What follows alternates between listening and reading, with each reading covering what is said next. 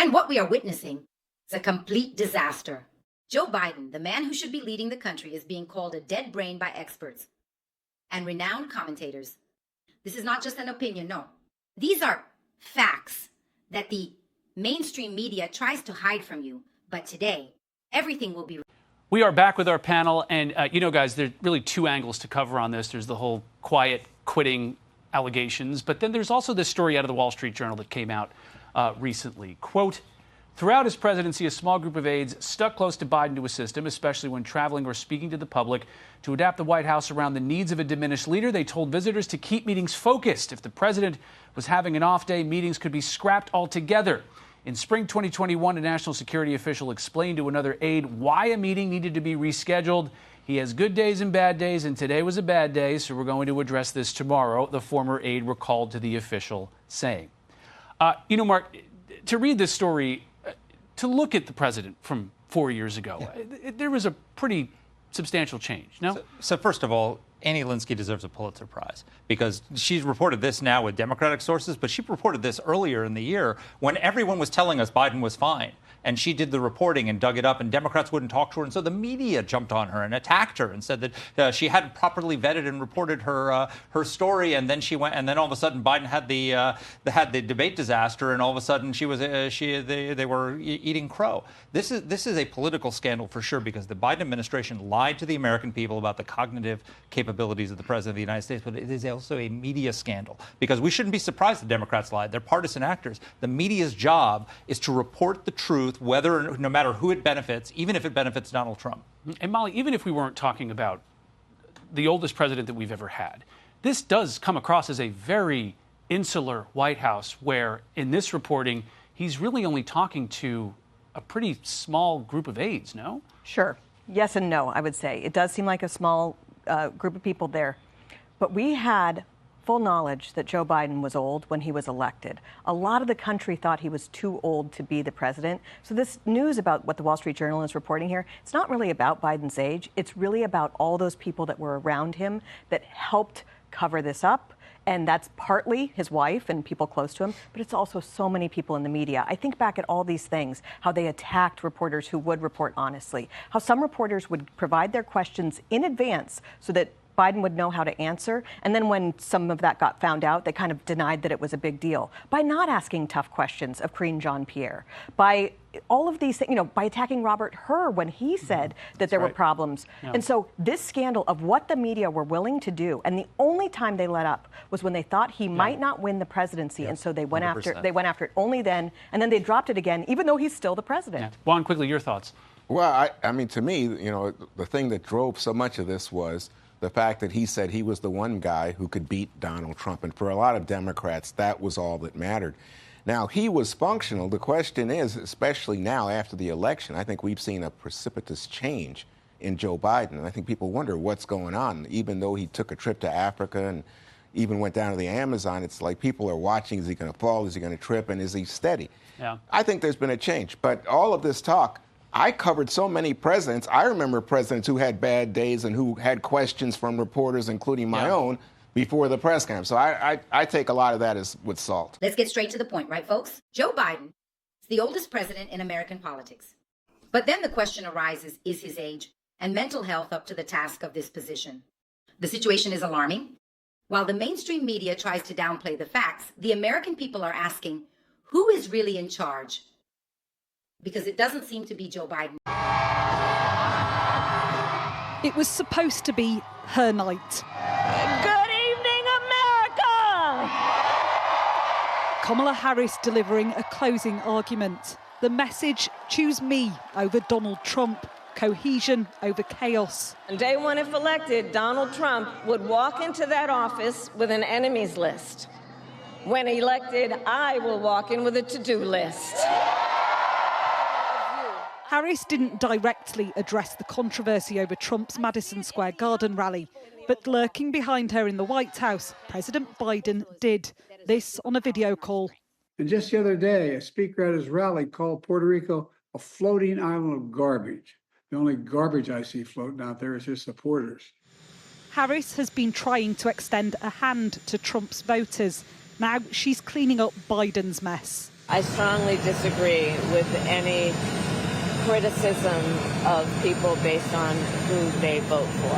I believe that the work that I do is about representing all the people, whether they support me or not. Harris will spend election night at Howard University, her alma mater in Washington, D.C. It's a historically black college. Students here divided on whether Biden's gaffe will impact voting.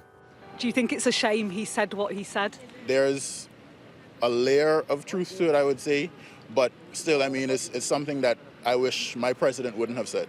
I don't know if it'll necessarily change the outcome, but I think it definitely does add into the way that politics has changed in the United States within the last 2 elections, where it's just this name calling and just rhetoric that's hurtful. And you could say moves like that is the reason why Kamala's running and not Biden, because that's not a thought out move. That's not a chess move. There's validity in having emotion, but that doesn't mean that your emotion should dictate how you move. So far this race, Kamala Harris hasn't lent too heavily into the historic nature of her candidacy. But spending election night here at Howard is a reminder of her roots and an attempt to keep this campaign on message.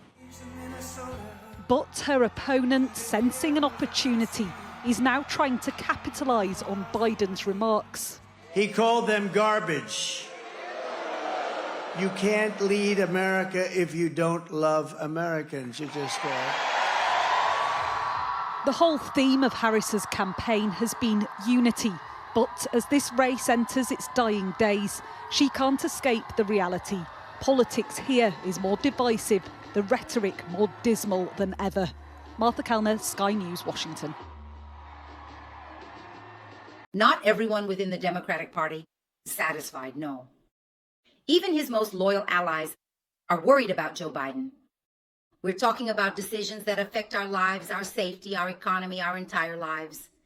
And can we trust a leader who seems to not even know where he is most of the time?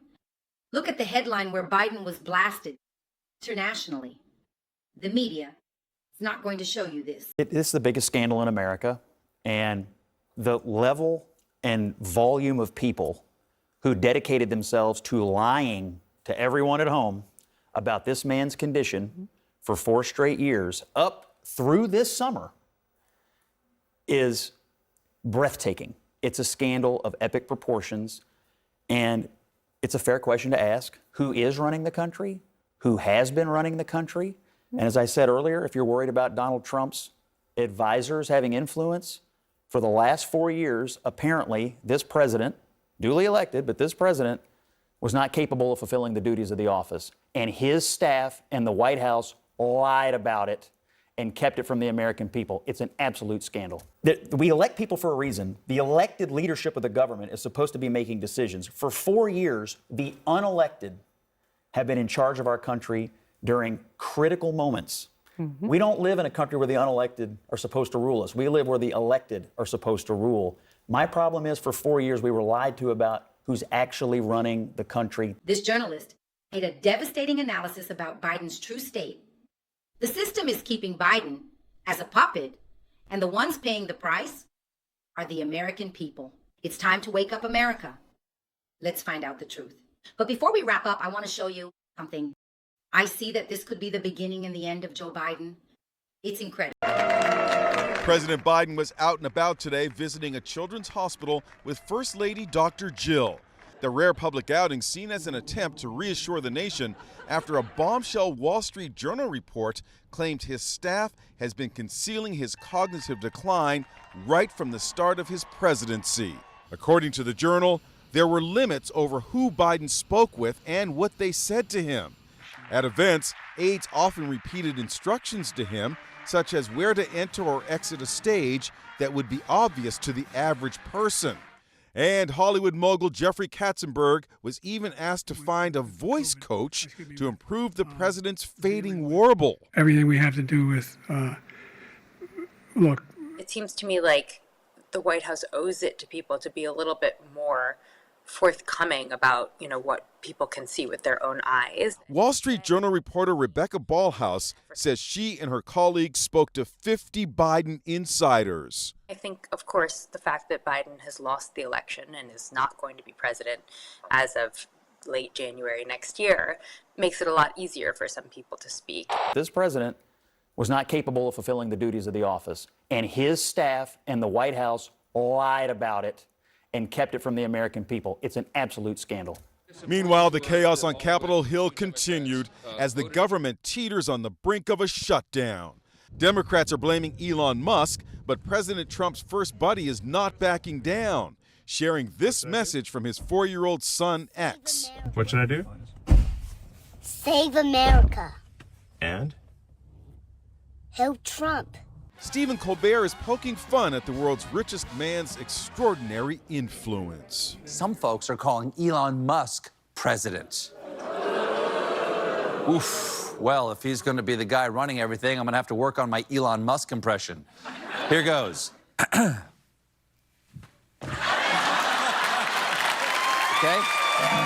Okay? America, the truth is out there for those who want to see. Joe Biden is failing as a leader, and the American people need answers. This was today's video. Subscribe to the channel for more answers, because here on this channel, you'll always know the whole truth that the media doesn't show, and without filters. Thank you very much, everyone. Don't forget to share. Until our next video.